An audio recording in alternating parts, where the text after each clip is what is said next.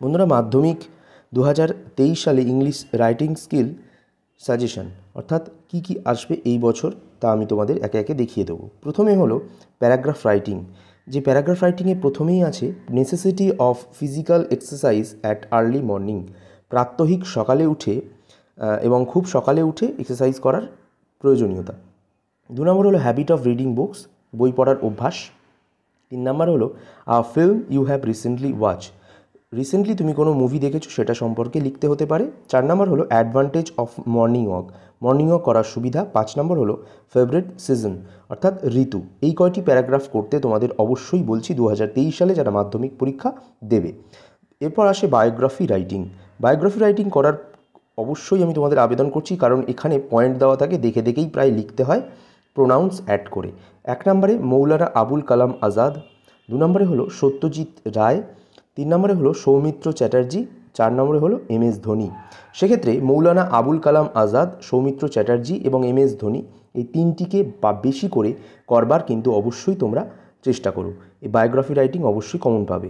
এরপর আসে প্রসেসিং বা ফ্লো চার্ট অর্থাৎ প্রসেস রাইটিং। তো এখানে স্টেপ বাই স্টেপ লিখতে হয়। প্রথমে হচ্ছে how mask is prepared, mask কীভাবে তৈরি করা হয়। 2 নম্বর হচ্ছে how sanitiser is prepared, sanitiser কীভাবে তৈরি করা হয়।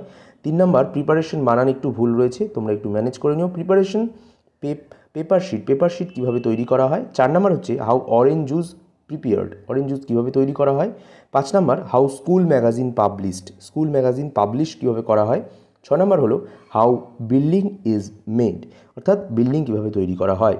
প্রসেসিং রাইটিং আসলেই তোমরা জানো কীভাবে করতে হয়, খুব সহজ হয়। এই 6টি অবশ্যই করবে।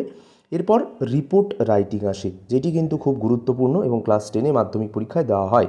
1 নম্বর হচ্ছে multi storied building caught fire, অর্থাৎ আগুন ধরে গেছে একটি বড় বিল্ডিংয়ে, এরকম কোনো দুর্ঘটনা নিয়ে রিপোর্ট লিখতে হতে পারে।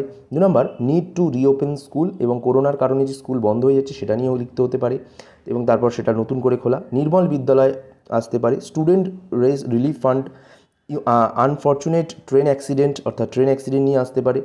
গার্ল অ্যাভয়েড ম্যারেজ, এই নিয়ে রিপোর্ট রাইটিং আসতে পারে। এই 6টি রিপোর্ট অবশ্যই করবে।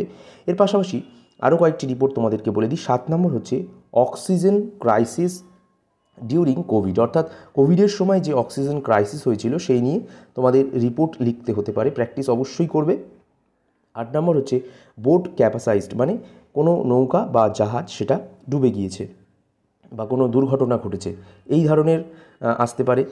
9 নম্বর হচ্ছে লাস্ট ডেঙ্গু প্রিভেনশন ক্যাম্প। এই ডেঙ্গু প্রিভেনশন ক্যাম্প সম্পর্কে তোমাদের রিসেন্টলি জানো তোমরা ডেঙ্গু উৎপাত বেড়েছিল, সেই জন্য এইটা নিয়েও দিতে পারে এবছর report writing.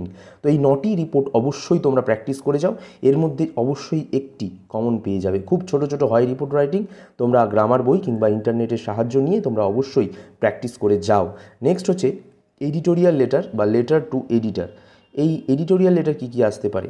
1 reckless driving of public vehicles, অর্থাৎ পাবলিক ভেহিকলসের যে রেকলেস বাজে ড্রাইভিং করছে সেই নিয়ে একটা লেটার এডিটারকে লিখতে হতে পারে নিউজ পেপারের। 2 নম্বর the misuse of microphones বা লাউড স্পিকার। এখানে লাউড স্পিকার লেখা নেই, তাও বলে দিলাম যে জোরে সাউন্ড বাজানোর বা জোরে লাউড স্পিকার বাজানোর জন্য যে মিস ইউজ হচ্ছে এটা এবং সমাজের ক্ষতি হচ্ছে, সেই নিয়ে এডিটারকে লেটার লিখতে হতে পারে।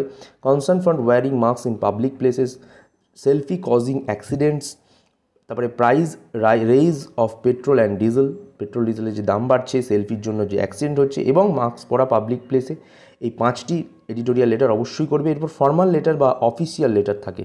দেখো এই ফর্মাল বা অফিসিয়াল লেটার এবং এডিটোরিয়াল লেটারের মধ্যে যে কোনো একটি আসে, সেক্ষেত্রে তোমরা ফর্মাল বা অফিসিয়াল লেটার যদি করো তাহলে এডিটোরিয়াল লেটার কিন্তু করবে না, আর এডিটোরিয়াল লেটার যদি করো তাহলে কিন্তু ফর্মাল বা অফিসিয়াল করার দরকার নেই।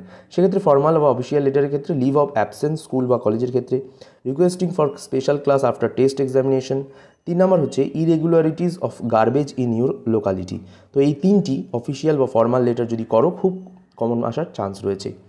তো ডায়লগ রাইটিং থাকে, ডায়লগ রাইটিংয়ে বেশি কিছু দেবো না, ডায়লগ রাইটিং অনেকে করতে চায় না, তবু আমি বলবো অনলাইন স্টাডি এই টপিকটার উপরে যদি ডায়লগ রাইটিং করে যাও অবশ্যই কিন্তু তোমরা কমন পাবে। সাবস্ক্রাইব করো, লাইক করো, শেয়ার করো ভিডিওটিকে, আর কমেন্টে জানিও মতামত তোমাদের।